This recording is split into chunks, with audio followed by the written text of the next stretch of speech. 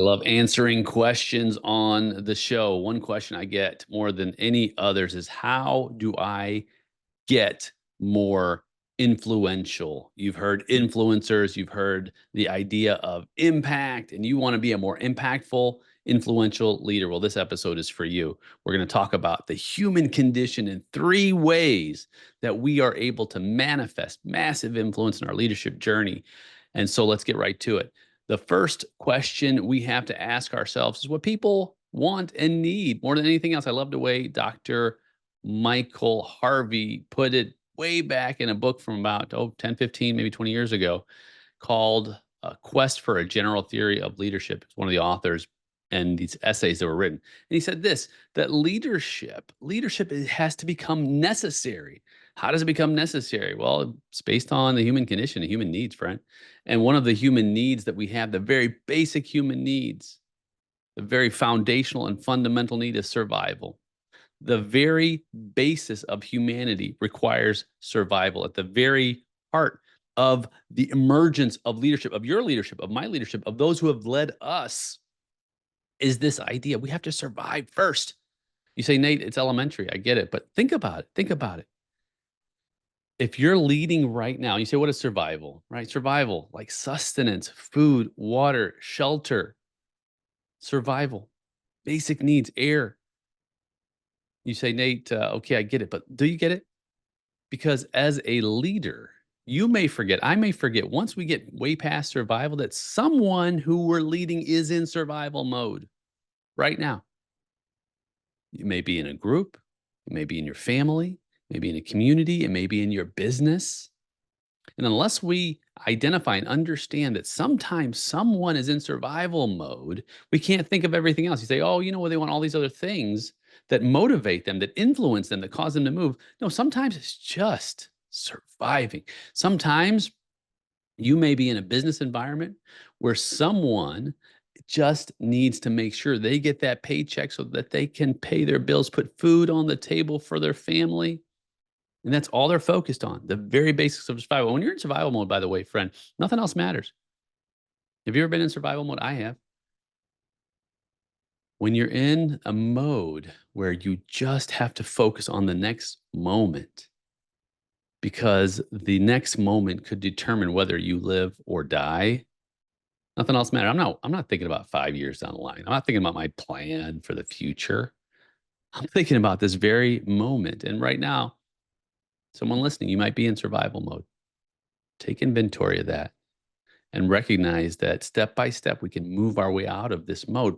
But in the moment, it's just getting through the moment, just getting through the day. And if you're a leader, you have to recognize that someone somewhere is possibly in the very foundational state of what makes your leadership necessary just to survive. You got to help them survive. You have to help them to make sure that their most basic needs are met. And friend, when we do that, we have to have conversations. You know what? In a business environment, assess, hey, what's going on? Is everything okay? How can I help you? Because if someone is in survival mode, by the way, sometimes they can't give their best effort. And sometimes if you can't help them get out of this mode or at least meet those basic needs, you become irrelevant. We become irrelevant. We become unnecessary. Think about it in our own families. You know, if as a provider for my family, I have to make sure that I have a roof over my family's head. And I have to make sure that there's food on the table. I have to make sure that they have their safety needs met. Of course, we're talking a little bit about Maslow, and there's other theories on this and different ways to look at it. These are the very basic needs. And I've committed to my family to assure them that I will be responsible, that my duty will be met to help them survive in my business environment. Unless somebody's getting a paycheck, they're probably not going to work. Right? I have to make sure that my people, my team members are being paid. Make sure that they're in an environment where they're safe to do their best possible work, because that survival mode requires safety. Because if you're unsafe, guess what? Your life may be on the line. You say, Nate, in a business environment, can my life possibly be on the line? Yeah, maybe it's not like life or death in the moment, but perhaps it's perceived that way because if I can't and make my needs met, what's next? Right? Again, back to survival. We forget about this. You forget about it. Sometimes I forget about it. Maybe somebody in the grocery store, maybe somebody in your community, maybe someone, again, in your family. The kids, boy, the kids today are in such difficult times. When we were kids, we got bullied a little bit, and then, we dealt with it. But now, we didn't have social media when I was a kid back in the 70s and the 80s. We didn't have all of these influences coming in and telling us that we were worthless, that we were useless. Nowadays, man, kids are being bombarded with that, and they're just trying to survive.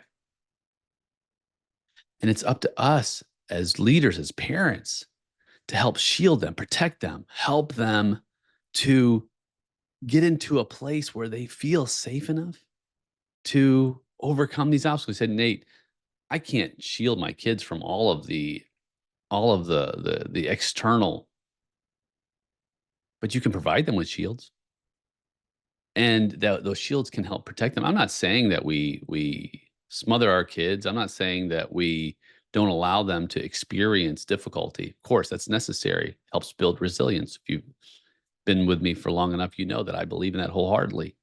However, there's a preparation that goes into that. And when we prepare our families, we prepare our children, we are preparing them for them to survive in this very chaotic, in this very dangerous world we live in.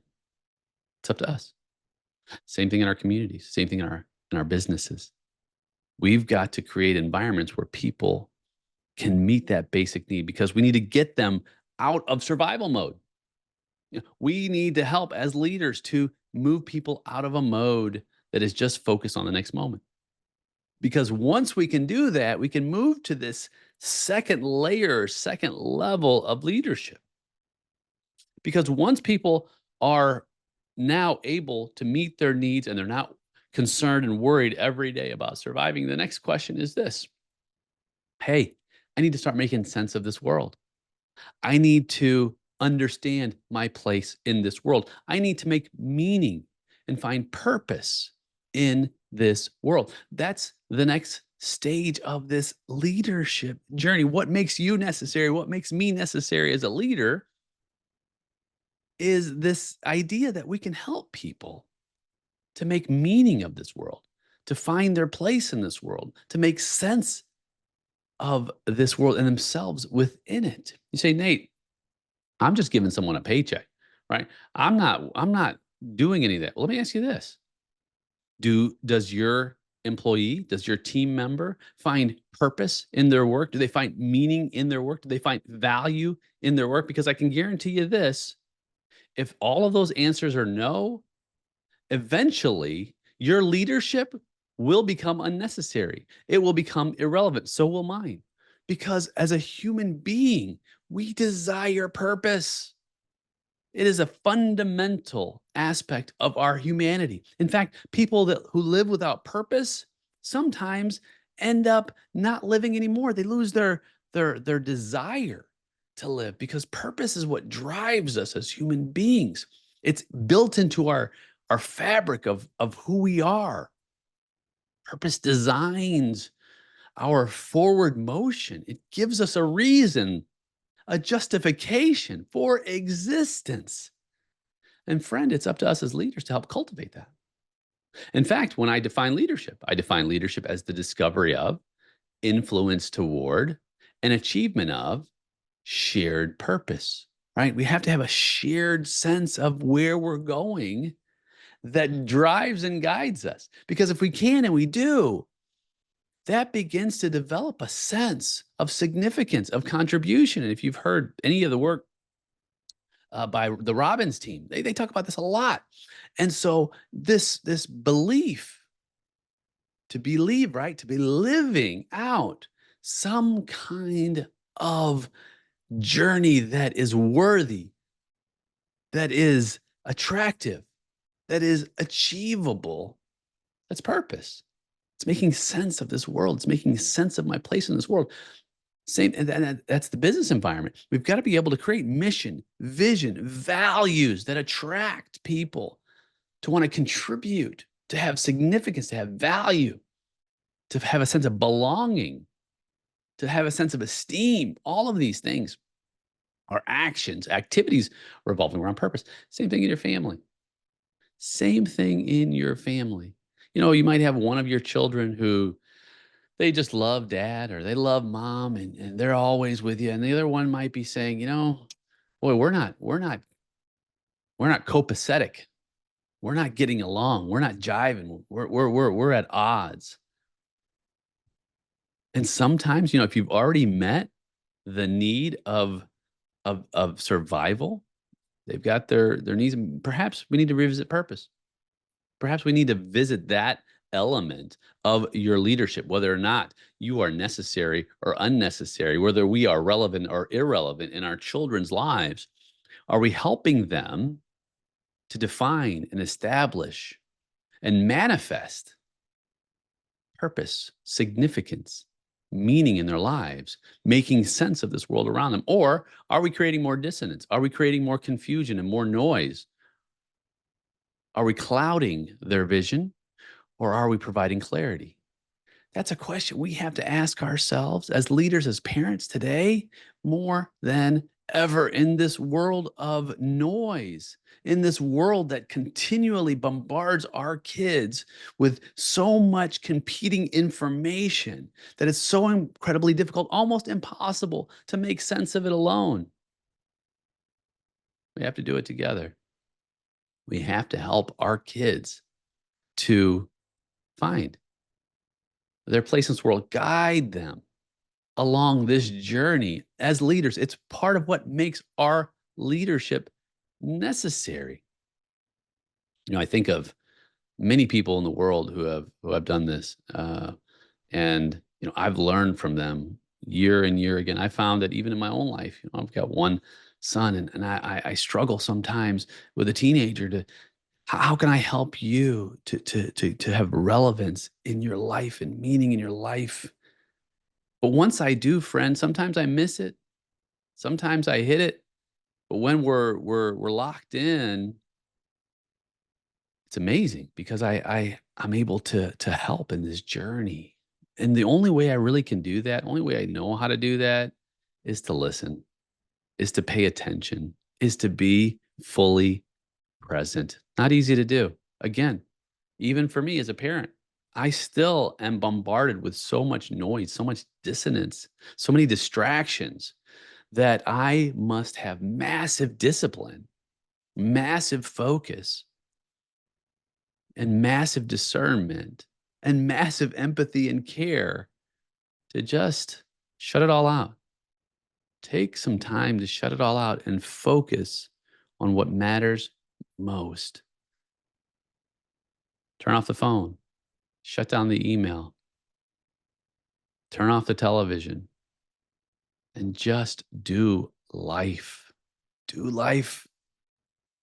Explore purpose. Explore making sense of this crazy world we live in with the ones who you are called to steward, ones who you are called to lead, particularly, especially, we're talking about the family dynamic right now with your spouse. My spouse, sometimes I need to be there. I spend so much time in my daily duty of helping people in my business with leadership and finances and all that stuff. And I get so much value out of it. My endorphins are rocking, right? All this dopamine from helping all these people. And hey, Nate, you helped me today. And hey, Nate, you helped me. And I go home. Do I have any left? Do I have any help left for the ones who I am first called to love, first called to steward and shepherd and guide and pour into? I gotta save my best for my family. And hey, look, I'm telling you from a position that I've not always done that. In fact, getting ready for a vacation, a very short vacation with my beautiful bride, and I wanna turn it all off, and I told her, I said, "I wanna have it's just you and I in this zone together so I can fully focus with intentionality on you. And I intend to make good on that. Where are you in this journey of helping your loved ones to make sense of this world, whether it be through time away, whether it be through a car ride that's quiet, and you can simply say, hey, let's talk about life. Let's just talk about whatever. And let's see if we can uncover some of the challenges you're going through. Maybe I'm the obstacle. Maybe I'm the one that is in the way. Maybe I'm the distraction and I need to understand. Maybe I need to step out of the way and let you live a little bit. Maybe I've been hovering. Maybe I've been too focused on rules and regulations and I need to give you a little space.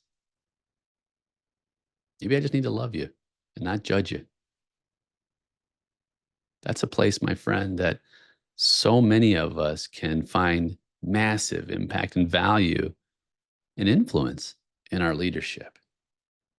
You say, Nate, well, what about this third domain? What's this third space? Okay, so say we've got it together and we provided a place where people can survive, and then we've given opportunity to find purpose and meaning and senses, making sense of this world. What's the next stage? Well, the next stage is really that stage of power and influence that others are then given through your own leadership. What does that mean? Because leaders, my friend, are not here only to make followers. We're here to help usher and develop leaders. So your journey as a leader will only be manifested at the top level when we co-author new leaders, because we can then provide tools and resources for those who follow us to have manifest themselves power and influence so they can begin their own leadership journey. And so you say, I've developed my team at the office, right? I've given them the paycheck. I've given them the conditions of being able to transform their lives and have meaning in the kind of work they do. Now, what's the next step? Give them autonomy. Give them true delegation. Give them an ability to learn how to lead themselves. Now, I'm not saying you take your top salesperson and move them into management, right? That's that we know, and we've talked about this. That's it's the wrong thing to do. It's just because they're good at selling that they're going to be good at leading and managing. But we give opportunities, and then we give training, we give education, we role model. Are we modeling the leadership? I love in my organizations is to ask my team, hey, individually, what is it that truly draws you to the kind of work we're doing? And then can I develop you to lead in those areas? Would you like to lead in those areas? Sometimes people want to stay in their lane. In fact, I met a guy recently. I was going to the airport and he was one of the porters, and he was complaining about his situation with management at the airline and a lot of shifting, and he was offered a management position. He said, "No, I don't want it. I just want to do my work. I want to go home." And that's totally fine. Man, thank you for being transparent and clear and honest. And it takes a lot of courage to do that. And so it's not for everyone to move, if you will, up. Let's not call it up, to move into that position. However, the leadership, power and influence leadership doesn't necessarily have to mean that within the organization that you are increasing or changing your role and responsibility, your title. Sometimes it just means teaching people to be better humans, to be more serving humans, to be more diligent and giving them the tools and resources to better lead even in the moment. Because if whether you are running a CEO of a Fortune 500 company or you're just checking someone out at Chick-fil-A, you are in some form of leadership. Because if leadership is discovery, influence, and achievement of shared purpose, whether or not you're helping me to decide what I'm going to eat, or whether you're helping a major corporation to decide what it's going to sell, you're participating in leadership.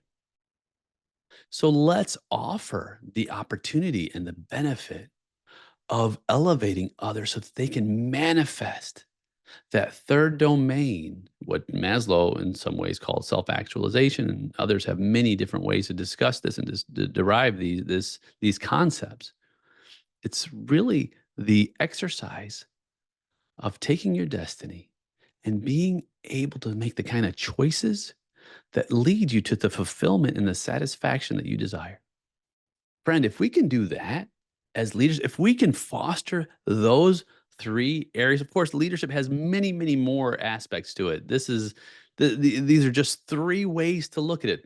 That's why we have a podcast on leadership with hundreds of episodes, right? There's so much to talk about. But these three ways describe three areas, at least three areas of our leadership that we must key in on, that we must focus in on, and really assess and identify where are you? Where are you in this journey as I'm leading you? How can I help you in this area? And ask yourself the question as a leader. Let's do some self reflection. As a leader, where am I? Right now, am I in survival mode? I've been in survival mode. You have too. Not too long ago, I was in survival mode. Had a major challenge with some medical stuff and the family, and man, it was so difficult. Just survive day to day, just day by day, barely getting any sleep, dealing with the challenges. I wasn't thinking about stuff from for a year out, or I wasn't even thinking about anything, but except for just getting through that day. But that's over now. However, I had to identify where I was in the moment. So, and I had to share that as a leader. I had to share that with others and say, look, right now, I can't plan for the future. Right now, for this period, for this season, I have to just survive. I mean, I own an accounting and advisory firm. I would consider tax season in a lot of ways is survival mode. We're not planning for the future. We're not identifying our place in this world. We're simply just getting through a season that is very challenging, very high demand. And if you're in that season now, give yourself a little bit of grace. Give yourself a moment to say, you know what? I am in a rough spot as a leader. I'm not going to focus on all these other things. I'm just going to focus on breathing this very moment and surviving. Give yourself that grace. Self-love's a good thing. Give yourself a little love. And if you're not in a place, find someone who can give you a little love and encourage her. And I'll be that person for you right now from afar. I encourage you. Just take a breath. Maybe it's just a day, maybe it's just a moment. But guess what? The beautiful thing about each day is that tomorrow we get a brand new one, never been used.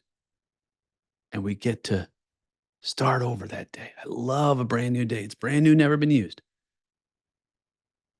And if you're not in survival mode, if you're in the next phase, if you're discovering about your future and where you want to take it, all right, there's another thing to be excited about, right?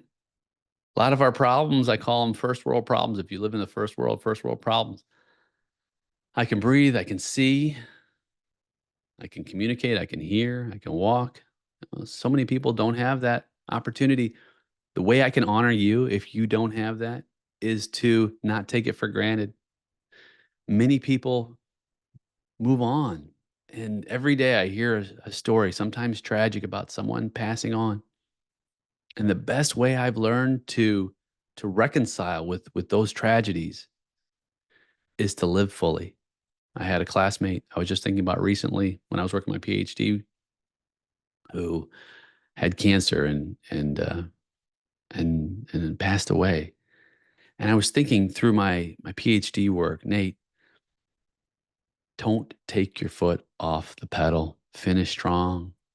Finish strong. Honor your dear friend in this life, not taking it for granted. Honor this dear friend by establishing and utilizing that purpose you've been given.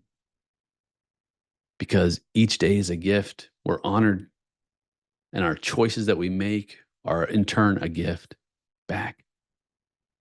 So whether we're today or tomorrow, next week, let us do that with direction and discernment. I can't tell you how many times I've thought about my own walk, my own journey, my own faith. And each day I'm here.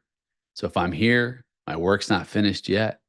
I get to have some time with you, and we get to unwind some of these complicated issues in leadership so that we can be more refined, so that we can do greater work, so that we can elevate ourselves and elevate others, so that we can truly manifest and be difference makers in this world. You can be a difference maker. I can be a difference maker. We can be difference makers together.